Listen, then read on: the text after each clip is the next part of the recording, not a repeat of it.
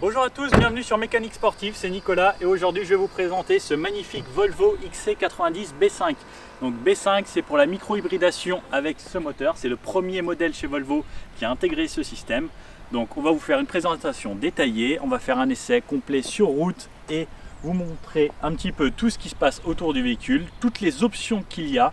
Donc c'est une magnifique marque suédoise qui est énormément axée sur la sécurité et le confort. Donc je remercie énormément Arnaud Desmaziers et son blog 4 roues et un volant. C'est grâce à lui aujourd'hui que j'ai pu avoir ce véhicule et Volvo France. On va voir ça tous ensemble. Allez, c'est parti.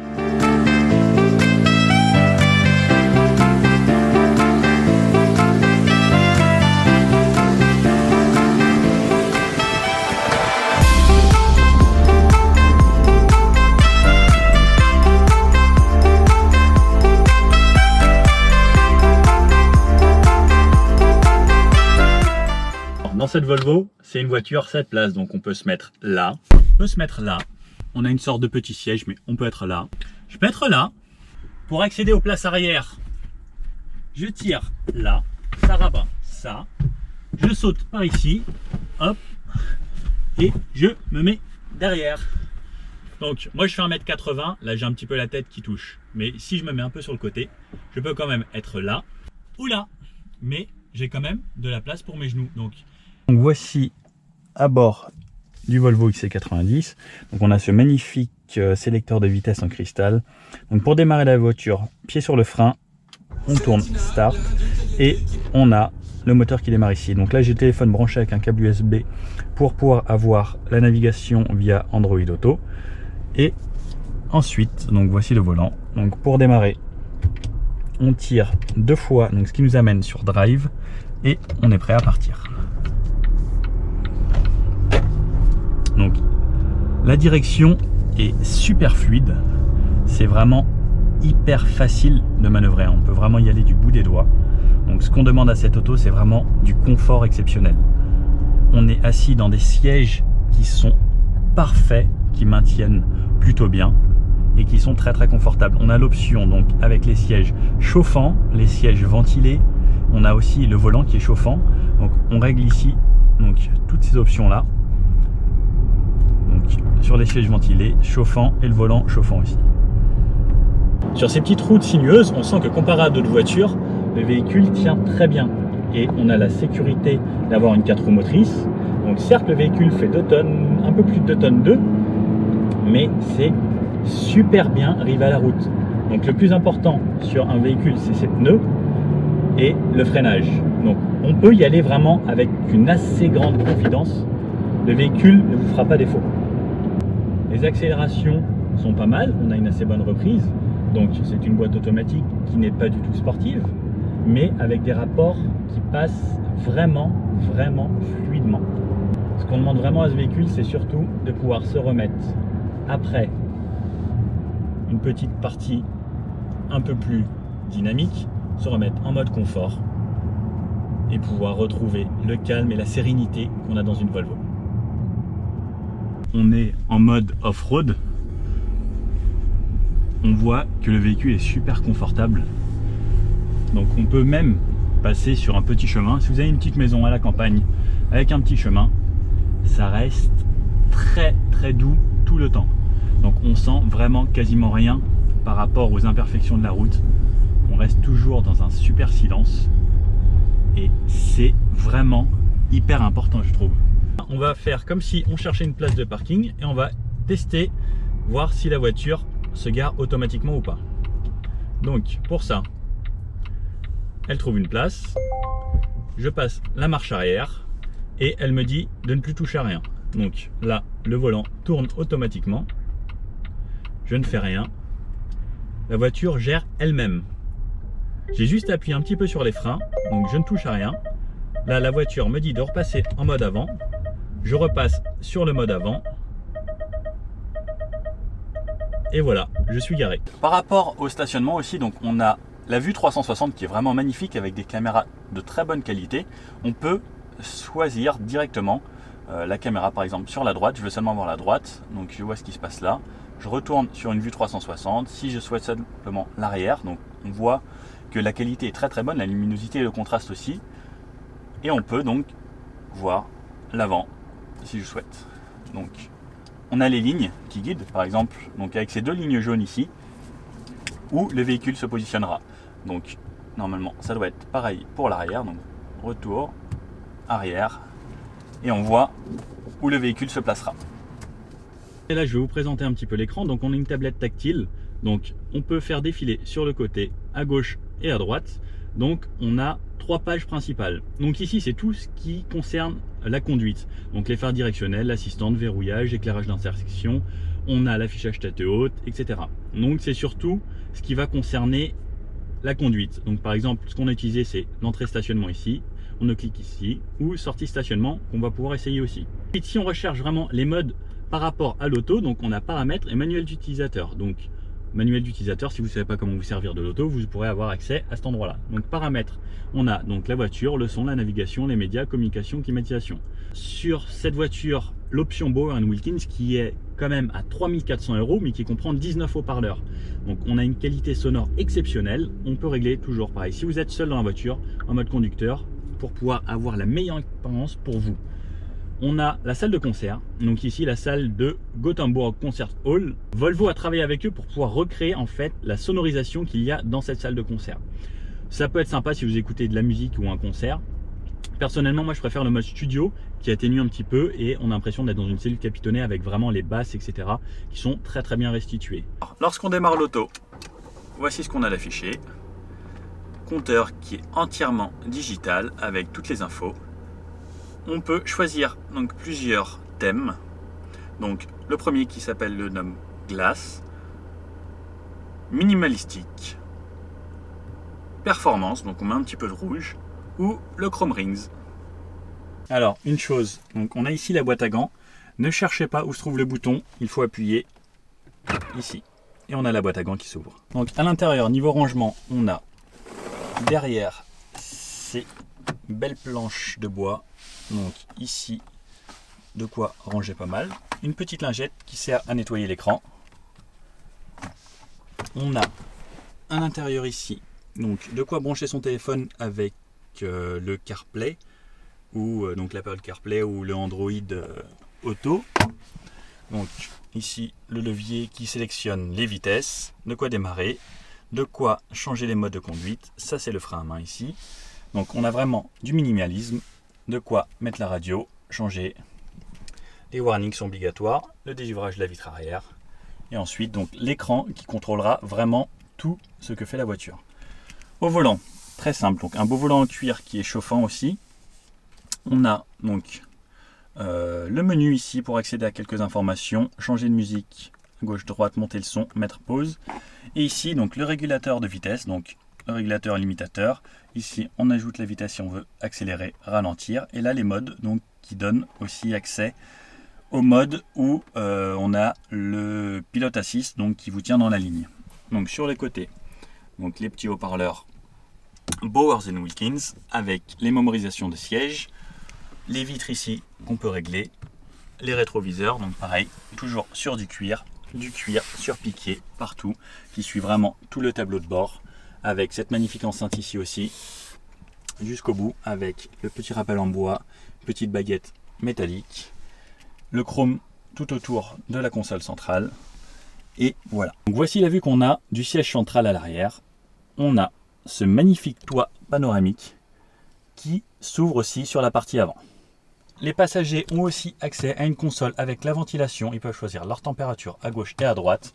On a donc ces magnifiques sièges aussi à l'arrière, avec de beaux appuis-têtes, un beau maintien, donc latéral pour les passagers. On a un couloir central au milieu, un magnifique porte-gobelet. Ensuite, donc, de chaque côté, les haut-parleurs. Donc on en a un ici, un qui se trouve là, donc que tout le monde puisse vraiment profiter du son. Si vous aimez bien être en privé, on peut encore, en plus des vitres teintées, rajouter ce petit pare-soleil. Je fais un petit test de nuit, donc pour tester ce que donnent les phares. Donc on s'est mis en phare automatique pour voir ce que ça donne.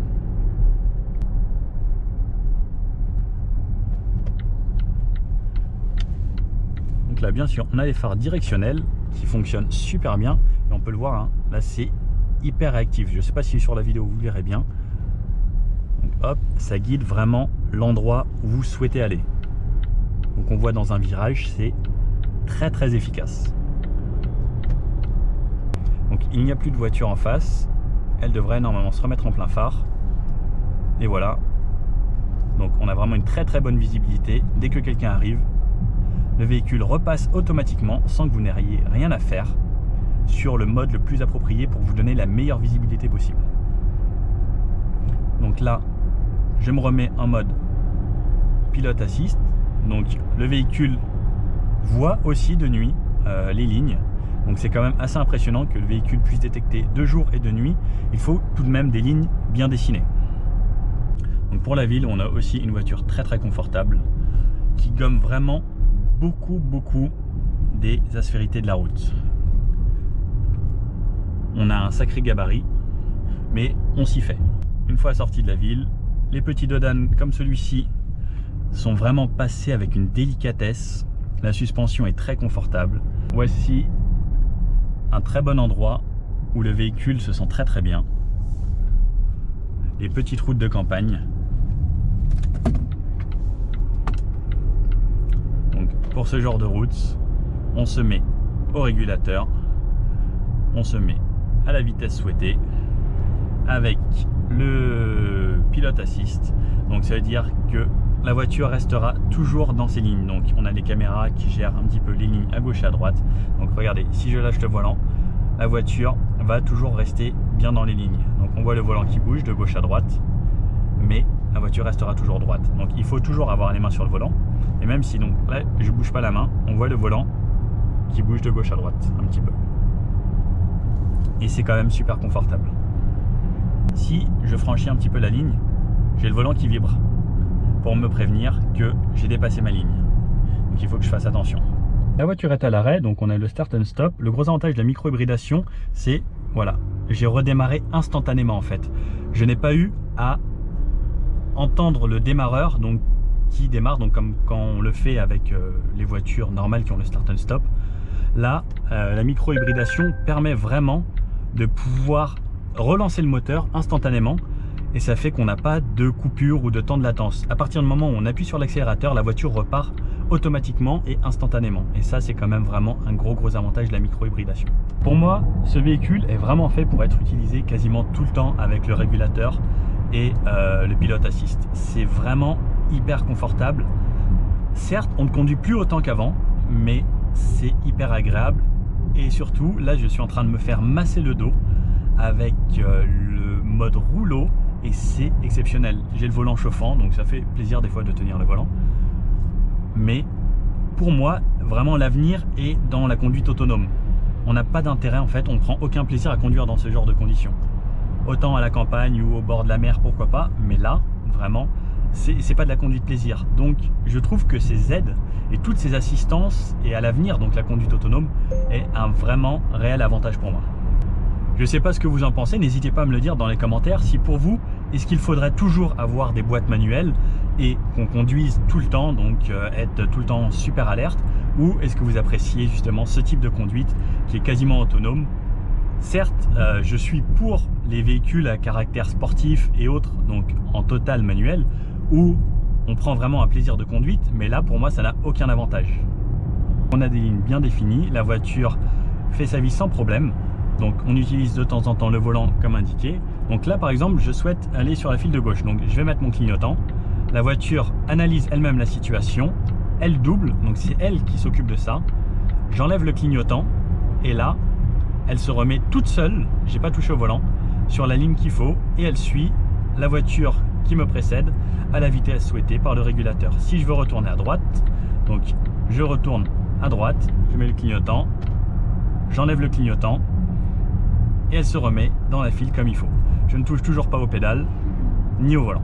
C'est quand même magnifique. Vous voulez connaître mon nouvel endroit préféré? C'est le périph' parisien. Il n'y a plus rien à faire.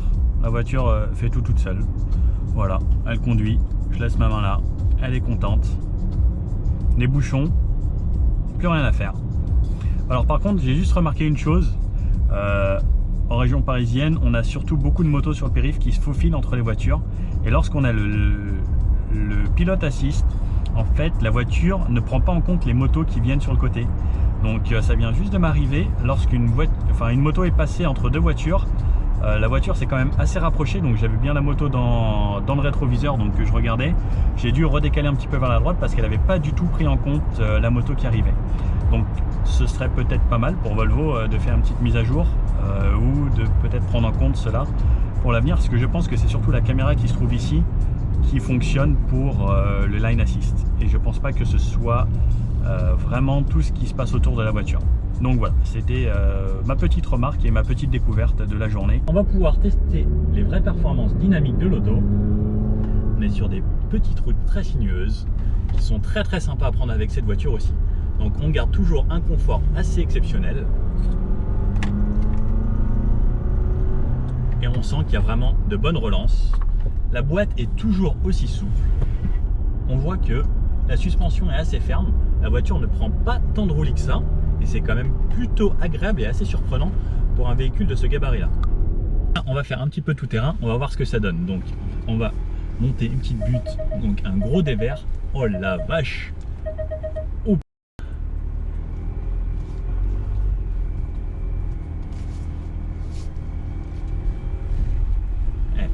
Franchement, la stabilité est quand même assez impressionnante.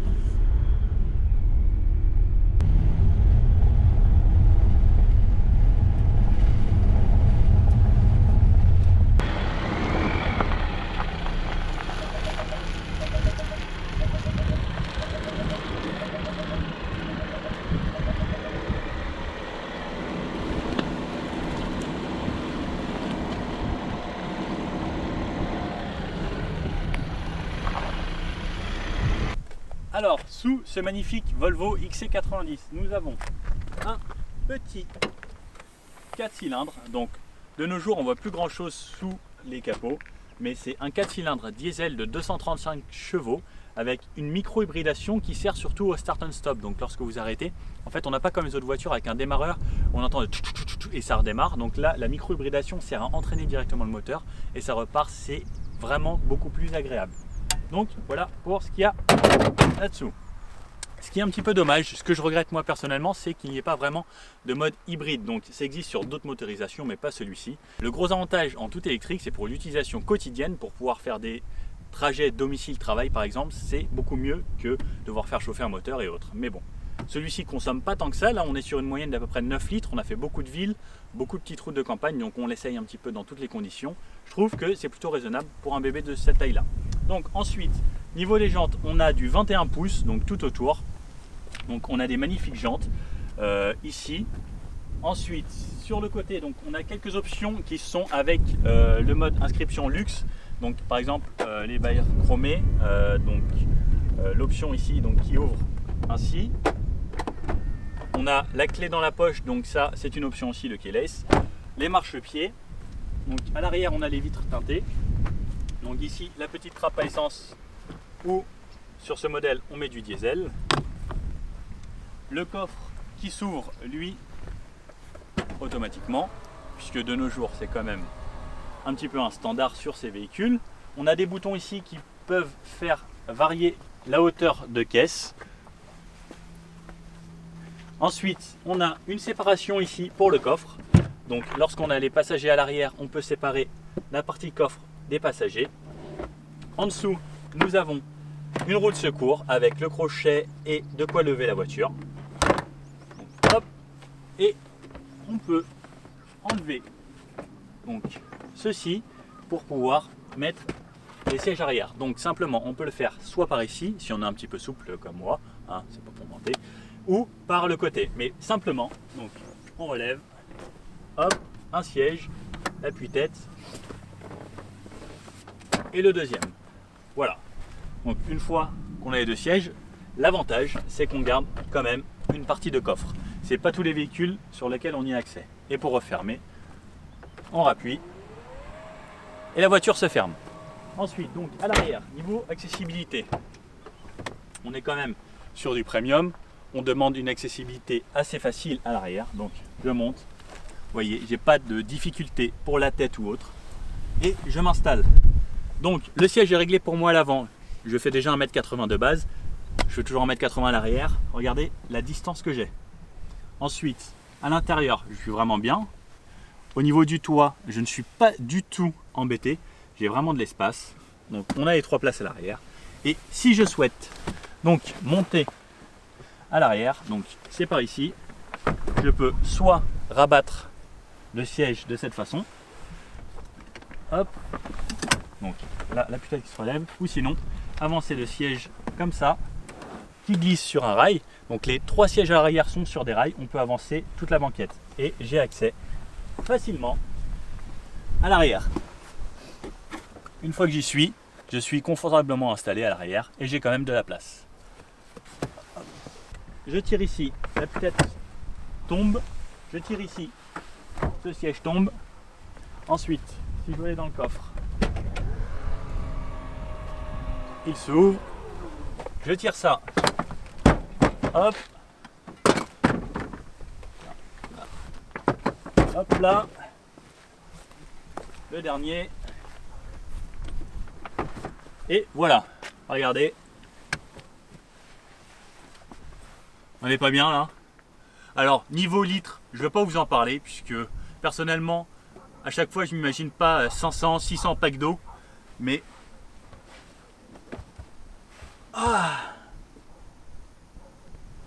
je peux dormir. Il y a encore plus de place que dans un Renault Espace. Donc ce Volvo, c'est un XC90 B5 Geartronic 8 vitesses, donc avec l'option de finition inscription luxe, donc qui comprend pas mal de choses, donc principalement la sécurité active, la sécurité passive, ce qui est niveau environnement, donc on a le filtre à charbon, etc. pour pouvoir mieux respirer à l'intérieur. Sur les lignes extérieures, un petit peu d'aluminium qui donne des finitions un peu plus jolies. Sur l'intérieur, donc ça permet d'avoir le cuir étendu partout dans le véhicule, sur les sièges aussi. Niveau confort, on a la clim bizone, donc à l'avant, à l'arrière. On a le multimédia connectivité, donc l'Apple CarPlay, l'écran tactile, le Bluetooth, etc. Le pack sono qui de base est de 330 watts pour la musique. Là, sur celui-ci, on est sur le Bowers & Wilkins qui est une option. Et ensuite, donc, on a de base donc l'affichage tête haute, l'entrée keyless, les phares full LED, les lave-glaces à haute pression, les anti-brouillard LED, le toit ouvrant donc avec l'avant qui s'ouvre et l'arrière qui reste fixe, les rétros électriques, la climatisation quadrizone, les bus de lave-glace chauffante pour l'hiver, ce qui est vraiment pratique, système de fixation des bagages, le cuir donc partout, les caméras de recul et les stationnements donc avant-arrière. Donc ça c'est ce qu'il y a de base dans la finition luxe. Ensuite donc celle-ci a comme option la couleur extérieure, les jantes en 21 pouces, le pack Pro hiver, donc le système audio à 3400 € mais qui vaut vraiment le coup. Si vous avez un véhicule de cette gamme là, c'est très intéressant de pouvoir écouter de la bonne musique. Ensuite donc l'Intelli-Safe Surround, les caméras donc 360 qui sont vraiment très pratiques pour le gabarit du véhicule, l'assistance au stationnement semi-automatique, donc on a démontré tout à l'heure, le suspension pneumatique qui est une option à 2500 € mais qui est très intéressante par exemple pour le off-road ou lorsque vous êtes à la campagne, qui s'adapte parfaitement et qui vous amène un confort exceptionnel sur le véhicule. On a une option pour la climatisation pour la 3e zone, donc les gens qui sont tout derrière, ils ont aussi la climatisation. Ensuite donc on a le volant sport, le marchepied sur le côté qui est quand même bien plus joli et qui finit bien la voiture, et la protection de seuil de coffre. Donc ça nous fait un véhicule à 93 300 € avec toutes ces options. Donc je trouve que niveau rapport qualité-prix c'est quand même pas mal. La consommation de ce véhicule est aux alentours des 10 litres pour moi, donc en roulant sans trop se poser de questions. Sinon, le seul petit détail moi qui me gêne, ce serait la présence du bruit dans l'habitacle au niveau du moteur. Pour moi, on entend un petit peu trop le diesel. C'est pas extrêmement grave, mais ça pourrait être une petite amélioration supplémentaire. Sinon, le confort, magnifique. La sonorisation, magnifique. Les aides à la conduite, c'est super. Le pilote assist, j'adore. Nous, en région parisienne, on est énormément dans les bouchons, où il y a énormément de feux, etc. en ville. C'est vraiment super. L'écran tactile est top. Que dire de plus? Voilà. Je pense qu'il m'en faut un pour mes prochaines vacances. Volvo il n'y a pas que la beauté qui compte, puisque de nos jours, leurs véhicules sont quand même vraiment très designés et super sympas, mais leur principale chose, c'est la sécurité. Et ce qu'il faut savoir, c'est qu'à partir de 2040, Volvo ne fera plus du tout de moteur thermique, il n'y aura que de l'électrique. Et ils sont quand même pas mal en avance sur leur temps, ils ne font pas forcément que de l'électrique aujourd'hui, mais ils s'y dirigent progressivement. Volvo, ce qu'il faut savoir, c'est qu'il y a un petit rappel sur toutes les ceintures. En 1959, c'est eux qui ont inventé la ceinture 3 points. Donc le brevet a été déposé, mais il est accessible à tout le monde. Donc ils sont quand même pionniers là-dessus. Sinon, c'était Nicolas pour Mécanique Sportive. J'espère que vous avez aimé la vidéo. N'hésitez pas à vous abonner, à mettre un petit pouce bleu, à partager la vidéo au maximum. Et je vous dis à très vite.